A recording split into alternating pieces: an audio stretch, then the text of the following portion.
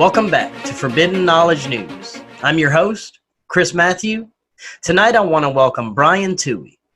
Brian is recognized by the U.S. Supreme Court as a scholarly authority on game fixing in sports. He is the author of the highly controversial sports books, The Fix Is In, The Showbiz Manipulations of the NFL, MLB, NBA, NHL, and NASCAR, Larceny Games, Sports Gambling, Game Fixing, and the FBI, A Season in the Abyss, Sports Gambling versus the NFL's Integrity, and his most recent, The Fix Is Still In, More Corruption and Conspiracies the Pro Sports Leagues Don't Want You to Know About. His writing can also be found in Sports Illustrated, Vice Sports, and Sports on Earth, as well as his website, thefixisin.net. Brian, welcome. How are you tonight? I'm hanging in there. How are you, Chris? I'm good. I understand you got some crazy weather over there. Yeah, right on the border of Illinois and Wisconsin. It's raining cats and dogs and frogs and everything else. But otherwise, I'm A-okay. Good. Well, hopefully we'll be able to stay connected and everything will be good. I have never really been a sports fan, but as an outsider looking in at some of these major sports events, I have to say I've always been very suspicious. But for me, your work has confirmed many of my suspicions. I'd like to know what got you started doing this. I think it all started from being a fan of sports for so long myself. I mean, I grew up a sports fan and idolized many athletes over the years. And as I got older, I got more cynical, unfortunately. And the more I read about sports, because I always like reading books and that sort of thing, the more I would find little interesting tidbits here and there in books and in articles and elsewhere that made me question everything. And then there's two books, especially one called Interference by a guy named Dan Moldea, and another one called They Call It a Game by Bernie Parrish, who was a former NFL player. And those two books really turned the light bulb on for me. And once I had that light bulb on and started doing my own research and more digging into this thing, the more I came to realize that professional sports really weren't what they claimed to be. They weren't just really pure sporting competitions, but they were entertainment. And because they're entertainment, they are being manipulated for entertainment purposes, because that's the way the leagues to make their money, is through selling this product, which is the games that we watch every weekend on our television. And, most sports teams, they're no different than any other company or business. They're going to do whatever they have to do to make their profits and bottom line and what their fans expect, right? Well, and the thing is, it's not just the individual teams. It's really the league itself. Because even the NFL argued in front of the Supreme Court that they literally had their lawyers say, we're not 32 individual teams. We're one entity known as the National Football League. And I think that's something fans really need to take to heart and understand, is that all of these leagues, Major League Baseball, the NFL, the NBA, the NHL, they all have revenue sharing. So what happens is even though one team can go, like in pro football, can go 16-0 and another team can go 0-16, because the NFL shares 70 to 80% of all the revenue all the teams make. Well, virtually every team makes the same amount of money. So if they can figure out a way to make more money league-wide by having certain storylines last longer than they should, or have certain stars emerge that catch the public's attention, that gets them watching, well, that's going to benefit everybody involved, and not just the one team that one player is on, or that one team that the storyline revolves around. It's going to benefit everybody. And the same goes true for all the other leagues as well, because there's so much revenue shared amongst the teams. Really, when one team does well, everybody else profits from it. That's one of the things I was going to ask you about. It's kind of like the 6 or less companies that run everything that we consume. Just the 6 corporations that rule the world, and it's the same for the NFL. It's all just one league, basically. Well, and the amazing thing is too, like you mentioned, the conglomerates like that, the news media conglomerates, or just the media conglomerates, I should probably say, the Disneys that own ESPN and ABC and everybody else. There's really I think it's 4 media conglomerates that really fund professional sports on all levels. I mean, if it wasn't for the $6 to $7 billion or so a year the NFL gets from the likes of Fox Sports and ESPN and NBC Sports and CBS Sports, the NFL really wouldn't exist because they can't exist on ticket sales. Major League Baseball probably can because they get $1 million, $2 million, or 1 or 2 million fans a season, and so they can make money off ticket sales. But the NBA, the NHL, the National Football League especially can't exist solely on ticket sales. They really need that television money that comes in. So really you have these major media conglomerates funding these professional sports leagues, and then they're also the ones that are covering these professional sports leagues and reporting to us what goes on and what is news and what isn't news within these leagues. And so in many ways, they're not going to shoot themselves in the foot and do investigative reporting upon these leagues. They're just going to let that, corruption side slide, and they're just going to give you all the rah-rah information they want to feed you because they want you to keep watching because they're invested in the leagues and everybody makes money together. Well, I'd like to start with the NFL. For the diehard fans who have no idea any of this is going on, what would be some of the major red flags that you can easily point out to them just to kind of make them raise an eyebrow or look at what's going on behind the scenes? Well, I think most NFL fans should already have an eyebrow raised. I don't think they need me to do that because, when you watch a game on your HD TV at home and, you clearly see a player is out of bounds on a play. And then they go to an instant replay and they review the play. And sure enough, that guy's out of bounds. And then the referee comes trotting back out onto the field and says, after further review, we've, established that that player was inbounds and it's first down and the game keeps going. And you say to yourself, well, no, I just saw that. He's not inbounds. He was out of bounds. How can you rule that he was inbounds? Well, right there, that shows you the kind of manipulation that go on within an NFL game. I mean, and this is a key takeaway I tried to point out to everybody, but there is no law that exists on the books in the United States that prevents a league like the NFL from fixing or manipulating one of its own games. There's no law that stops them from doing it. And I think every fan has seen games and had questions about certain calls or certain plays or certain outcomes. And it goes back to the fact that if they want to manipulate the game, they can. And so you have to ask yourself, why wouldn't they manipulate it? And I think that's where you really need to start from, is why wouldn't they do this when they have the legal ability to do so? So other than the players just completely throwing the games, what would be some of the other ways, besides the one you just mentioned, that they may try and just manipulate little things here and there about the game? Well, I think officiating does a lot, because officiating can really change momentum, especially in the NFL, in the NBA, and in the NHL. One penalty given at the right time can just throw a game for a loop. I mean, I think for the NFL, for example, we just had a very good example happen last year in the NFC Championship game between the Rams and the Saints, where there was a clear pass interference penalty on the Rams that was not flagged. But there was 2 officials, one standing on either side of the play, not 10 yards away from it, if that, maybe 5 yards away from it, clearly saw this Rams defensive back just lambaste the Saints wide receiver well before the ball ever got to him, and no flag was thrown. No penalty was called, and it literally, that play altered the outcome of the game. It turned it around, allowed the Rams to win the game, and send the Rams to the Super Bowl while the Saints sat home and pouted over it. But the fact of the matter is, Saints fans actually sued the NFL over that call because they really just demanded justice because it was so egregiously bad.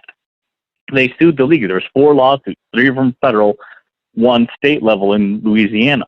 The 3 federal ones got tossed out, and just recently, the state one got tossed out by the Louisiana Supreme Court, and they basically said what I say, and the fact is, there's no law that exists that says an official or a league has to officiate its game in a certain way. So, tough luck, fans. That's the way the ball bounces. Hey, now, would you say that this corruption would start at the college level? Well, it depends, which way you're looking at. I mean, I think if you wanted to corrupt an athlete these days, really, the kids, I think, get corrupted like at junior high level. I mean, I know it sounds insane, but when you think about it, I mean, I went to high school with a guy who wound up being an NBA player, and he played in the league for like 10 years. And when he was in high school, when I was a kid, he was given special treatment in high school. I mean, I went to Catholic high school, private school. Somebody else, not his family, but somebody else paid this kid tuition to go to that school basically to play basketball. So right there at the high school level, and like I say, there's probably even things at the junior high level will be fine as well, where, this kid has kind of been introduced to corruption. He's seen that, hey, this is what basketball can do for me. This is what I can get out of being a good athlete. I can get free stuff. I can get preferential treatment. And so when that starts, like I say, the junior high and high school level, and then it advances on to college, and more of these things happen when they get recruited. They're giving money under the table. They're giving cars under the table, giving women under the table. I mean, they're given everything, and they're treated special. They're given a scholarship. They're given special dorm rooms. They're given special, you've seen some of these crazy, insane college football locker rooms that are better than anything I've ever been in or stayed in. And I mean, it just advances all the way to the professional level. They're in a way corrupted from the get-go as athletes. And so I think when you've been corrupted that long, when you'd get to the point perhaps in the professional game or even just the college game, and someone asks you to do something that's not on the level, you might think to yourself, well, this is just the way the business goes. This is what I need to do. Let's do it. Right. And when you're dealing with, any kind of gambling in these professional sports, I would think there's a higher likelihood of it being fixed somehow. And, definitely there is involvement with the mob in, with these gambling on these large games. Well, that's the hard thing to determine is how much organized crime could potentially be involved in it all. They have a wide range of estimates of how much illegal sports gambling goes on in the United States right now. And as more and more states legalize, sports gambling, we can kind of more or less guess a truer number. But I mean, I've heard estimates of anywhere from $100 billion to upwards of $400 billion are wagered illegally in the United States on sports. So nobody really knows the true number, but if it's $100 billion, because it's the low estimate, which I think is a very believable estimate, then that's 4 times the amount of money made by the NFL, NBA, Major League Baseball, and the NHL combined. So gambling on sports actually dwarfs the revenue of the sports leagues. And if you don't think that that kind of money could potentially influence the outcome of games, I think you're being quite naive.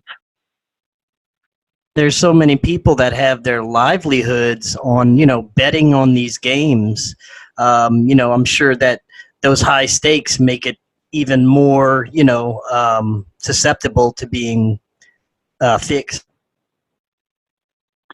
Well, it's the thing with, I think, fixing the game is kind of part of it is a crime of opportunity. You have to kind of have an in with an athlete or a coach or a referee or something in order to fix a game. I don't think, if you were a mobster or even if you were a high-level gambler or whatever, I don't think you could just randomly pick a game and say, hey, this, Sunday's Vikings-Packers game, I'm going to go out there and fix it. I think you have to have, already have established some sort of in or something to get corruption into that game. But I think going back again to what we were talking about, when do kids get corrupted? If you get your hooks into a kid at the high school level or at the college level and get him into this world of potentially shaving points and fixing games at a young age, well, then that could carry through easily to the professional level. And that's what's been seen and proven, like in soccer around the world, that they get into these kids when they're in these under-17 leagues and stuff and start treating them differently, giving them special favors, giving them money and that sort of thing. And that leads to, potentially fixing professional level soccer matches. Why can't the same thing be happening here in the United States? One thing I found interesting that you wrote about was how the FBI investigated athletes after the bribery act. Could you talk a little bit about that? I wrote a whole book about that. Yeah, that's another story. But anyway, it goes really. What happened was in the 1960s, 1964 specifically, Congress passed what's called the Sports Bribery Act. It's a really simple law, and it basically says you cannot bribe a coach, an athlete, or a referee to alter the outcome of a sporting event. I mean, it's really like, that's all it really says, like 3 sentences. And that goes back to, when people say, well, how can you say it's, a league can fix its own game? Well, if you look at that law, it says specifically you cannot bribe someone to alter the outcome of the game. Well, and if the NFL said to one of its officials, hey, we want you to call this game in a certain way, maybe ignore holding penalties, focus on defensive pass interference penalties, what have you. They're not bribing their officials to do this. They're just telling their employees how they want them to do their job. So there's no bribery involved. There's no law being broken. But when that law was passed in the 1960s, it really stemmed from all the game fixing that was occurring in college sports, specifically college basketball. And that started the FBI actually actively investigating leagues about game fixing and point shaving in college sports, in the NFL, in the NBA, in Major League Baseball. And they had mountains and mountains of evidence that this was going on all over the place in the United States. The problem was they could never get enough to really, arrest somebody or convict somebody of this crime. Because, if they had good information coming from a mobster or coming from, a bookie that said, hey, this athlete is working with this guy and they're trying to fix this game, even if they had that information ahead of time and what they learned came perfectly true, didn't necessarily prove that that game was indeed fixed by that athlete. So what they would try to do is get, another game fixed by the same people, or they tried to get wiretap or get somebody access to it, none of which would work out. And so the FBI had bigger fish to fry, and they let the matter drop. And that's what happened time and time and again. But they had great evidence that this was going on, and at the same time, the NBA and the NFL especially acted like there was nothing to see, like, oh, there's no way this could be happening. And I understand that you got your hands on a very interesting FBI training video. Could you tell us about that? Yeah, it's excuse me. It was something actually the FBI wasn't supposed to give me. And it's funny, even though it's kind of a big deal, I don't remember how I actually found out about the video.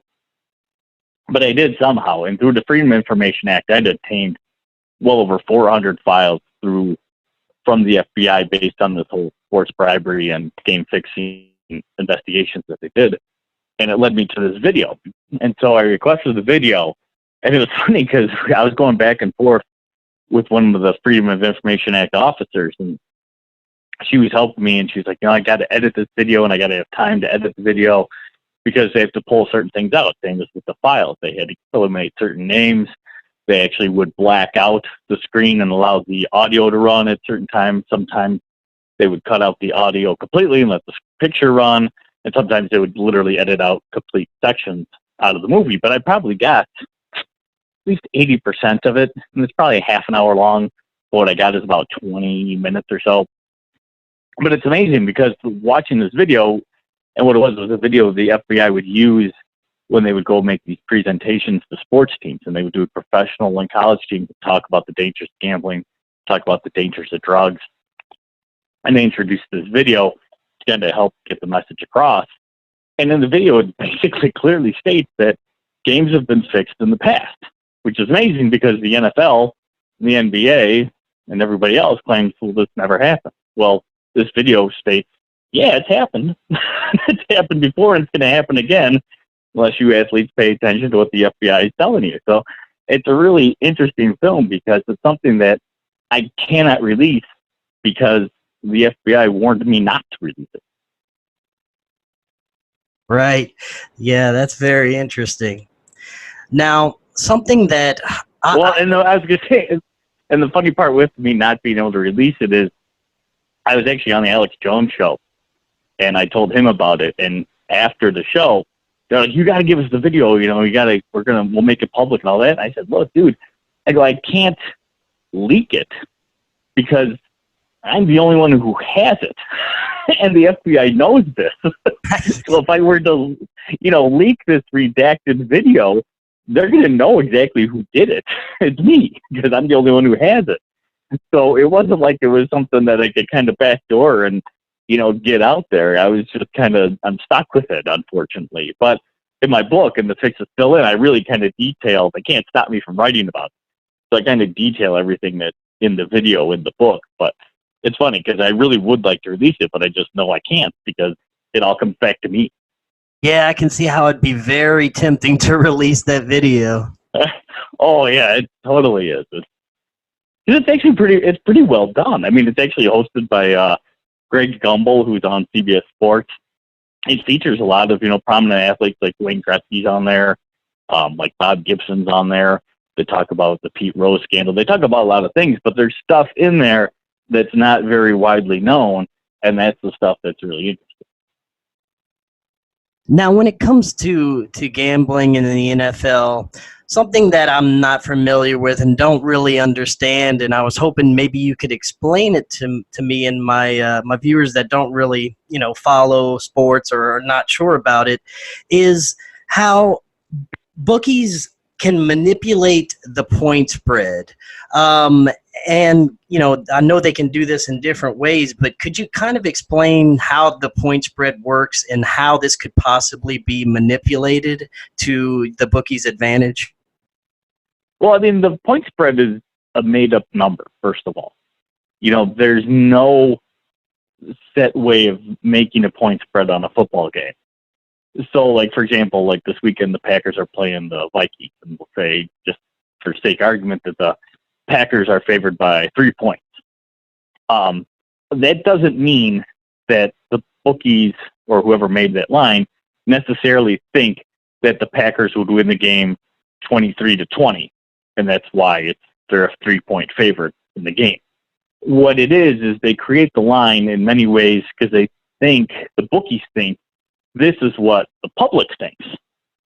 And what they try to do is, in a perfect world, get half the money bet on the Packers with that -3 line and half the money bet on the Vikings at the +3 line, and and basically make their money off the what they call the vigorish, the 10% that the bookie takes from winning bets.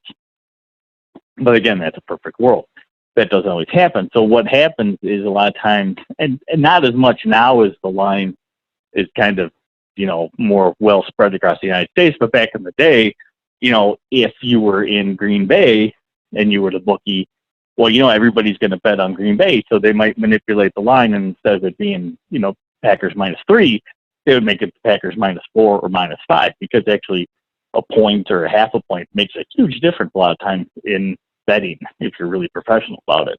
But they would shade the line based on the area they lived in.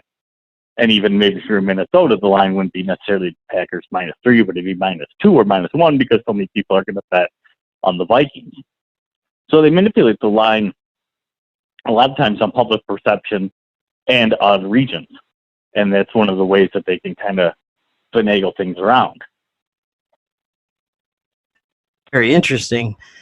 Now, one of the things that recently, looking back, makes me kind of raise an eyebrow, especially because you had written about it, but when major disasters or events happen, for example, like Hurricane Katrina, and then all of a sudden the Saints win the Super Bowl.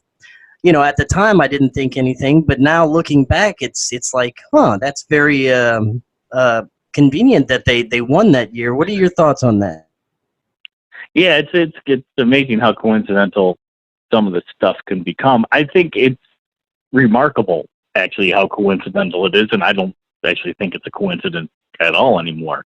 Because you had, there's not many major disasters that really seem to, I don't know what the best word is to use, but kind of catch hold on a national level. And interestingly, you had 9/11 happen, which we're talking on 9/11, believe it or not, 18 years ago. And right after 9/11 happened, the Yankees went to the World Series, nearly won the World Series. Right. And at the same time, the Patriots, after 9/11, which were a team nobody thought anything of, led by Tom Brady in his rookie year, wound up winning the Super Bowl, which is really convenient when they turned the whole Super Bowl into this big patriotic display after 9/11 that the team named the Patriots happened to win that Super Bowl. And then, as you mentioned, after Hurricane Katrina impacted New Orleans so bad, like 2 to 3 years later, the Saints won the Super Bowl. And there was a whole storyline how the Saints have helped rebuild New Orleans, and they become America's team and somebody everybody's America's rooting for. And lo and behold, they win the Super Bowl. And even more recently, you had the hurricane that hit Houston, and Houston became hashtag Houston Strong, and they won the World Series. And then you had the shootings in Las Vegas at the same year that the Las Vegas hockey team debuted, and suddenly the Golden Knights were hashtag Vegas Strong, and they made it to the Stanley Cup Finals. And it's amazing, every time a team suddenly gets like hitched or attached to some sort of disaster, that team has amazing success. You had the Bruins and the Red Sox reach the finals in each of their leagues the same year the Boston Marathon bombing took place. I mean, how coincidental is this? You know, how often can this happen before people go, wait a second, there's something not right about it all.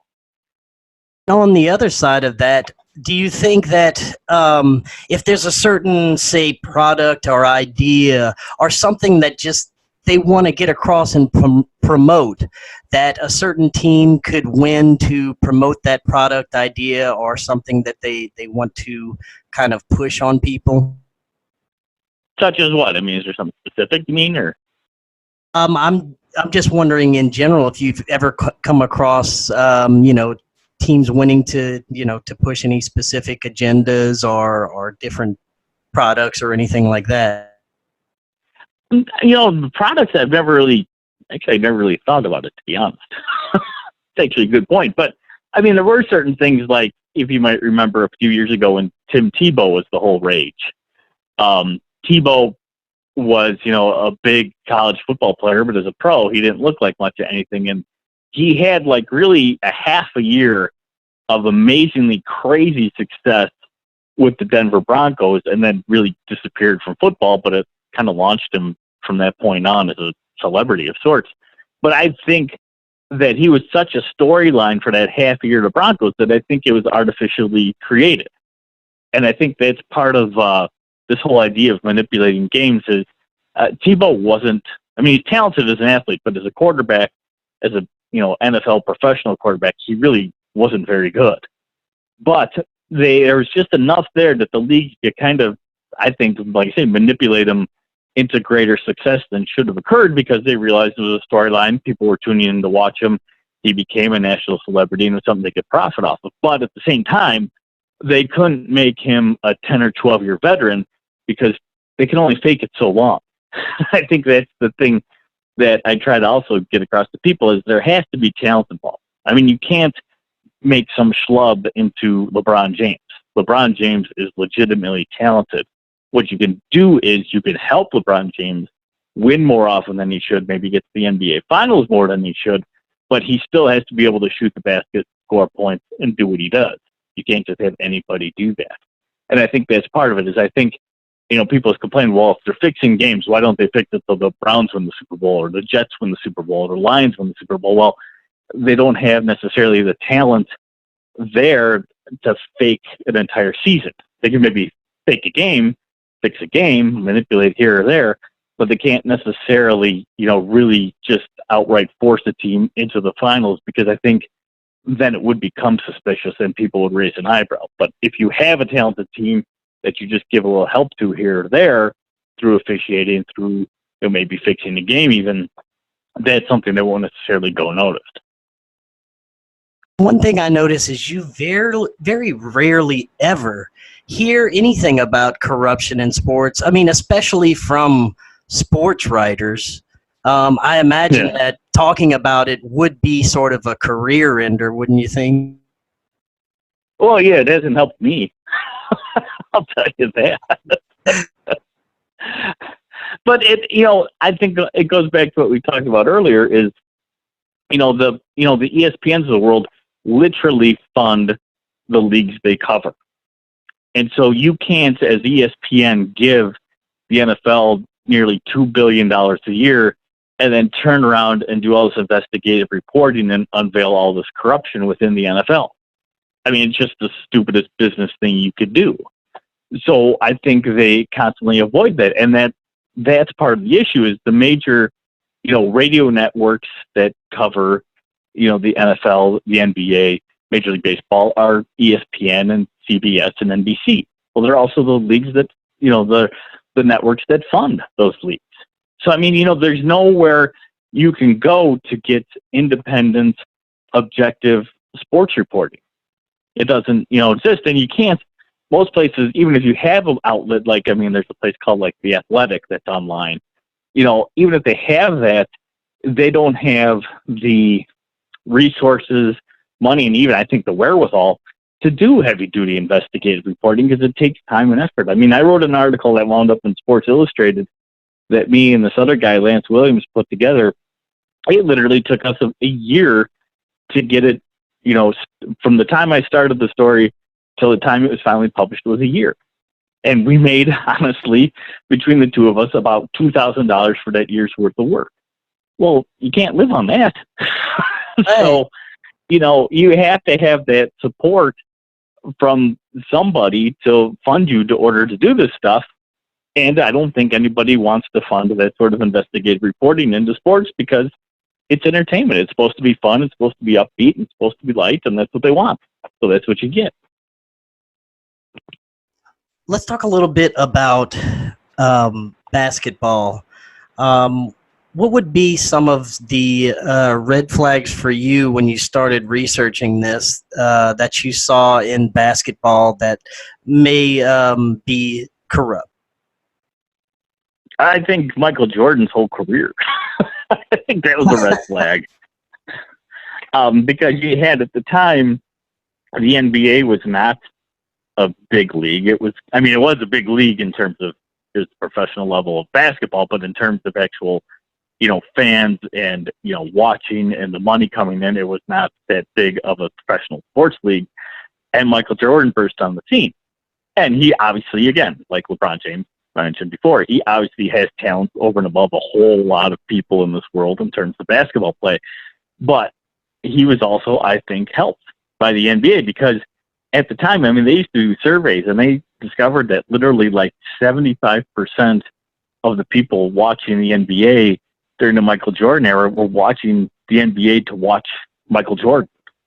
So are you going to destroy Michael Jordan? Are you going to, allow defensives to play really tight on Michael Jordan? Or are you, as the league, who see your moneymaker out there, who's also affiliated with McDonald's and Chevrolet and all these other major corporations, Nike and everybody else, are you going to say to the officials, hey, you make sure Michael Jordan gets this room to do what Michael Jordan does because that's what people are tuning in to see, and that's what they want to watch.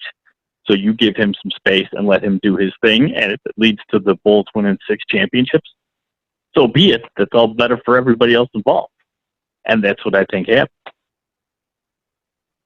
Right. Now, there's been speculation, and I've seen videos, I've seen stuff that you've posted that some of the balls in basketball, it even looks like they're magnetizing the baseboard in order to deflect some of this. Is that something that you think is actually going on? Not exactly, to be honest. I think it's an interesting theory, and I don't think it's something that should be totally ruled out of hand. And really, it all started for me. I actually literally, I'm not making this up, I had a guy who was a former NBA ball boy back, I can't remember how long ago now, but he literally was an NBA ball boy, and he was the one who originally told me, he goes, hey, there's the rims are magnetized and there's magnets in the balls. And I was like, what are you talking about? And he goes, yeah, they're magnetized. He goes, because when the ball goes through the hoop, it automatically resets the shot clock. And I was like, oh. And he goes, they can turn those magnets on and off.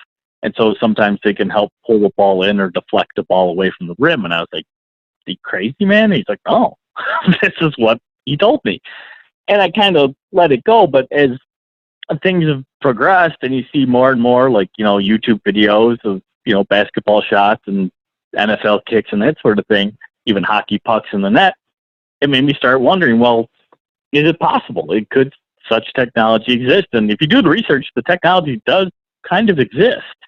I mean, maybe not to the, level that this guy was suggesting, but, you watch some of this stuff and you figure, the goalposts are metal, the hockey net, the posts are metal there, the rim is metal, and then you put magnets inside the puck or the football or basketball, then you start thinking, well, maybe you could do some stuff along those lines to, create points or deflect points away from, the goal.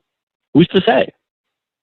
Some of the stuff I've seen is pretty compelling. I mean, it'd be going one direction, and all of a sudden, the last minute, it'll just shoot off like it was deflected in a way.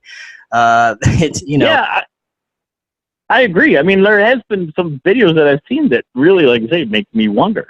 I mean, and again, there's been technology. There's actually been research done, especially in the footballs, in terms of all these next generation stats and stuff you see on your screen, and they can track the path of the football and say, it was 23 feet in the air and it was traveling at 60 miles an hour and blah, blah, blah. Well, where do you think they get that from? There's something inside the ball already. The question is it magnetized and could they actually manipulate it? That's the question. Yeah, definitely. Now, one sport that I actually used to watch until I just couldn't take it anymore because I just knew that it was fixed is boxing. It seems to me like that would be one of the easiest sports to fix it, boxing. Oh, far and away. I mean, any individual sport, boxing, the UFC, even like tennis, when you just have to get to one person, it obviously makes it a lot easier than a team sport, because even if you had, say, the pitcher on the baseball team, the pitcher could give up 8 runs and get yanked from the game, but that doesn't mean the team's going to come back and score 9 and, destroy your fix. But if you got the boxer, you tell him to go down in the 3rd round, game over. He got it. And there's definitely evidence of mob involvement with, telling a boxer to go down or, having some kind of interference, would you say? Oh, I mean, it's proven beyond a doubt. I mean, boxing's history is littered with fixed fights and fights fixed by organized crime. I mean, back in the 19 teens, I mean, granted, it's 100 years ago, but, mobsters owned this one guy who's a heavyweight known as Prima Carnera, and they literally fixed every fight that guy fought in until they made him heavyweight champion, and then they bet against him and didn't fix the fight and watched him lose and then collected the reward. I mean, that's genius, really, when you think about it. But they did that. And then in the 1950s and early 1960s, I mean, boxing was totally controlled by organized crime. And I mean, totally controlled by organized crime. I mean, they would determine who would fight, where they would fight, when they would fight. They sold it to CBS and NBC as Friday night and Wednesday night fights. And then oftentimes they would also determine who won and lost, and then bet and reap the rewards off of it. And it's something I don't think that's ever gone out of boxing, because not only are fights fixed for gambling purposes, but they're also fixed actually for training purposes, believe it or not. I mean, I talked to a guy, and he's in my book, this guy named Charles Farrell, who managed 5 world championship fighters over the course of his career. And he said, oh, yeah, fights are fixed all the time. And we do it because sometimes when you see a fighter with talent, you want him to get work and have a fight, but you don't want necessarily have a real fight because you don't want him to get hurt in a kind of a meaningless fight. So you go to another manager and basically arrange a fight where it's known that my fighter's going to win, this other fighter's going to lose. We'll make it go like 3 rounds, so there's a little action involved. But it's a predetermined fight. It's a fixed fight. And that stuff, he says, is happening today right now. And that's why you see when a guy gets to a championship fight and he's 22-0 with 18 knockouts, well, likely those 18 knockouts were fixed fights. Now, do you think there's as much mob involvement today, or has it just become, the corruption just became more mainstream and it's just now what it is? It's a good question. It's hard to say. I mean, excuse me. Just a few years ago when I was doing research on my book, Larceny Games, and talking to some former FBI agents, I mean, they would tell me that, illegal sports gambling was one of the, if not the number one moneymaker for organized crime in the United States. and that was just like 5 years ago. And again, with it becoming more and more legalized, I'm sure that the mob's losing some control of that money, but not all of the control of that money.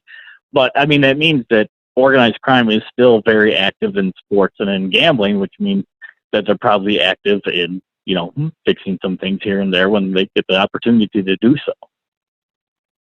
Now, another sport that I do occasionally watch would be MMA, but it turns out that may not be exactly legitimate either.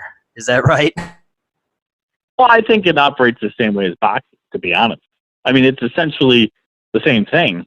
It's just a different way of fighting, but it's still one-on-one. You still have this whole thing where you have to work your way up the ranks to get to the title fights, and I think it would work the same way as with boxing. If you find as an MMA manager a fighter who you think is truly talented over and above the normal people you see, then you're going to manipulate this guy's career in his benefit. I mean, not necessarily against the UFC, but I mean, you're going to manipulate his career to get him that title shot because that's what you both need as a manager and as a fighter. And so, yeah, I'm sure there's ways of arranging fights to make sure that this fighter does better and wins these certain matches to build up his career to get him a title shot. I mean, I think, honestly, if you look at somebody like Ronda Rousey, I think her whole career was manipulated by the UFC. Yeah, I think her whole career was manipulated up until that fight. I forget who the woman she lost to, where she really just got her head kicked in. But I think up until that fight, I think it was manipulated because she was such a moneymaker for the UFC. And I mean, it did benefit her, but it also benefited the UFC. It benefited them selling pay-per-view events. She was getting noticed. She was bringing attraction to the sport. She was getting on late-night talk shows. I mean, she was doing more than a lot of their other even big-name fighters could do. And so I think it behooved them to make sure she won. And again, especially fighting against other women where the talent pool isn't as large, I think then you had more control too as well to make sure that she, succeeded. But she only really fought 8-10 times maybe, but it was enough to make a wave and help the whole sport. And in many aspects, these UFC fighters are treated very poorly, and everything about them is technically owned, you would say. Is that right? Well, I don't know if it still holds 100% true that way, but it was interesting when they finally somehow got released an actual UFC contract. It was amazing how much control fighters would have to give up when they signed with the UFC. And I mean, they lost actually the rights to their own likeness, to their own tattoos and that sort of thing for promotional purposes. But I think the thing that I found the most frightening was the fact where, you may sign a 6-fight contract with the UFC, but if the UFC determined at any point in time that basically weren't worthwhile, they could terminate the contract.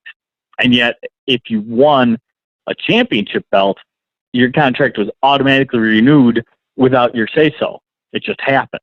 So, I mean, the UFC in many ways, is kind of a monopolistic entity within mixed martial arts, because if you don't fight for the UFC, you don't have many other options. And then within their contract, they basically said, if you win and we like you, once you sign our contract, we can keep you as long as we want. And yet, if we don't like you, we can jettison you and kick you out of here at any time. And so it just made it seem like their control was absolute over the sport. And I think as a fighter, it left you with few options and few alternatives to try to make a, life for yourself as an MMA fighter. One sport that's extremely obvious to me, and I have no idea how people can still bet on this, if you're just a regular betting person, is horse racing. It just seems obviously fixed to me. Well, the reason they fix horse races so readily is because the horses don't talk. I mean, that's always the joke is, the horses can't tell you what's going on, and that's really what, you're betting on. So that's the same with fixing a NASCAR race. The car can't tell you what's going on, but with horse racing, the horse doesn't talk. So you can do all sorts of things to the horse, and they do. I mean, unfortunately, if you love animals, you should hate horse racing because, of course, when they have the Kentucky Derby, they show, these horses on these big, giant, farms and with all this, room to run, and they make it so serene and tranquil. But the reality is horse racing, I mean, they treat these horses terribly. I mean, especially when they're fixing races. They drug them, they electroshock them, they do all sorts of horrible things to try to win a bet. Now, do you see the same level of corruption in overseas sports, such as like soccer?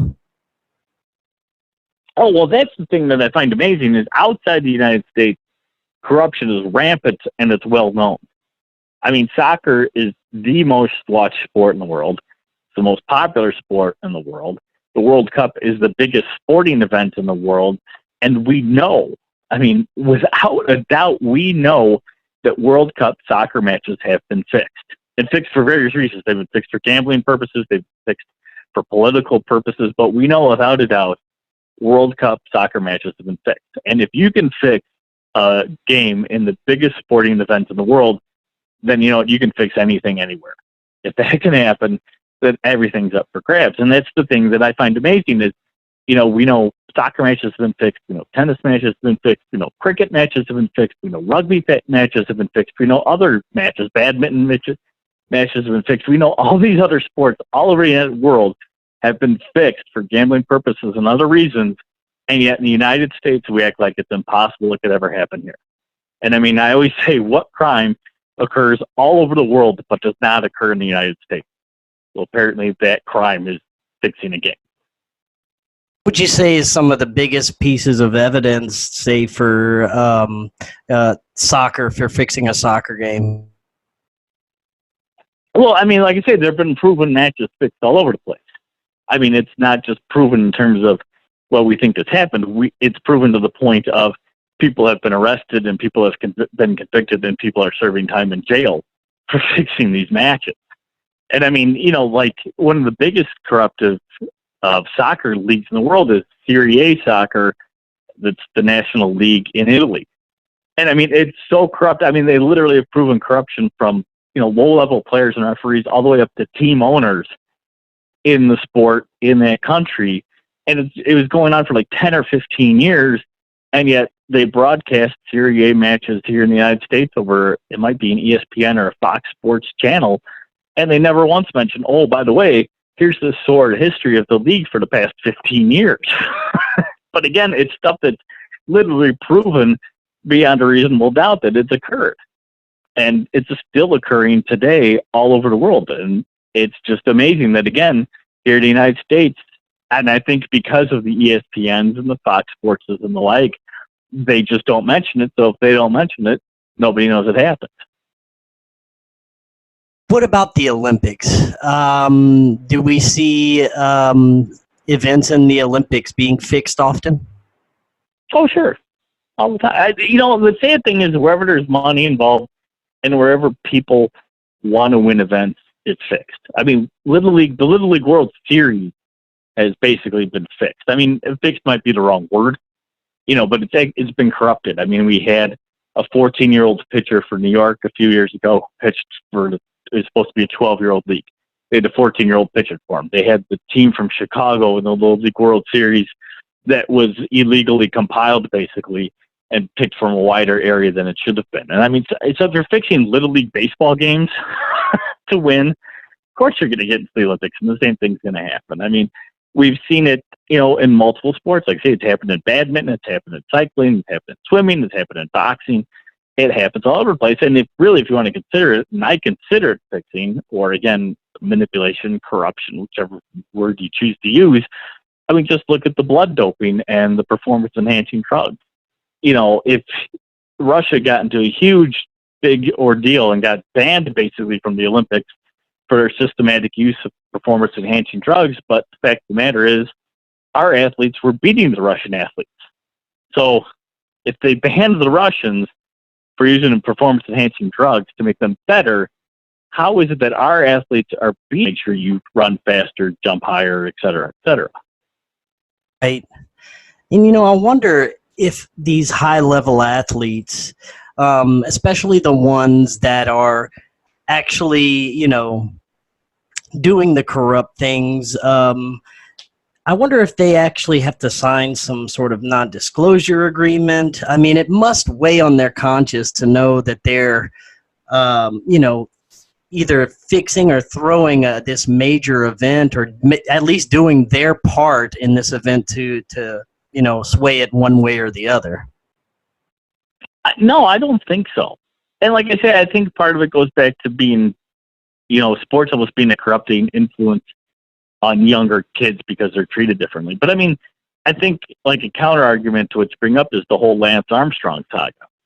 And I mean, here's a guy who, I don't know how many times he won the Tour de France, but he was considered the world's best cyclist for 10 years. And the entire time he was running this illegal blood doping and performance enhancing drug taking, system within the American team. And anybody who talked against him, he like sued and attacked, and the press attacked the accuser as opposed to attacking Lance Armstrong, who was the cheat. And it took years for it finally to come out in the press. And when it finally did, when the truth finally came out, then Lance admitted, oh yeah, you know what, I was cheating all that time. Hey. I mean, I think, if you can do it and get away with it, the fame and glory and, if you won the gold medal or you won the championship or whatever, I think that means more than the way you did it. I think, that and justifies the means basically for a lot of these people. And I think in some ways, athletes' behavior could be used against them. I'm sure that, they're keeping tabs on what these athletes are doing, and they could possibly use evidence for something in the future, say they have no use for the athlete anymore. Is that something you've come across ever? Well, I mean, nothing that I could ever prove. But, I mean, I think, all of these leagues, for example, have drug testing policies, which I think are just PR gimmicks, but they do test these athletes. And I think it'd be very easily to catch an athlete, who's tested positive for performance-enhancing drugs or even tested positive for cocaine or whatever street drug there is. And, the league determines what's illegal. The league is the one who runs the test. So the league is the one who collects the samples. They run the samples. They get the results. But the league's under no, onus to make it public. So I think if they got a positive result from an athlete, they could approach the athlete quietly, say, hey, look, we know you tested positive for this, that, or the other thing. What do you want to do? Do you want us to make this public knowledge? Do you want to be suspended? Or do maybe when we need you, do you want to fix a game? What do you want to do? Right. What's best for you? And I think that's all it would take. And that's the thing is, I mean, all these leagues have their own investigative units. They have, NFL security. The Major League Baseball has a Department of Investigations. And I mean, these add a lot of this stuff. I think they're able to keep quiet and keep out of the press. And then, like you say, I think they can use it like as leverage against an athlete if they so choose. When they really need a game to go a certain way, they can employ it and make sure that athlete does as told. Now, am I right in saying that they recently changed a law that allows the states to decide if gambling is legal or not? Well, yeah. They didn't change the law. Basically, they repealed the law that was, I don't know, improperly passed. But yeah, the Supreme Court overturned what was known as the Professional and Amateur Sports Protection Act, which basically gave Nevada a monopoly on legalized sports gambling. And once that was repealed, it allowed every state that wanted to legalize sports gambling on their own. Do you think this is going to impact the level of corruption in sports? It's not necessarily. I think what's going to impact more than anything is how people watch and consume sports. And I don't think, at least at first, it's not going to be a good thing, because I think the ESPN, the Fox Sports of the world, they're going to see fans as gamblers in a way, and they're going to start catering more and more to the gambling nature of fandom and people watching because they're gambling on the sport. And you're going to see more of the influence of them talking about the point spread. And if this player is injured, how does that hurt the point spread? I mean, it's going to be a lot of talk about betting and odds and the sort of thing that the casual fan will be turned off by, because I think it's going to become over oppressive. And I think they're going to just do way too much of it. I could be wrong, but I don't think so. I think it's the pregame, the postgame, and everything in between is all going to start turning into gambling talk. And because it's the sort of thing that happened in Europe and elsewhere where sports gambling is legal. And I think, the more people who are gambling, the more people who are going to be watching for gambling, and the more they're going to cater toward it.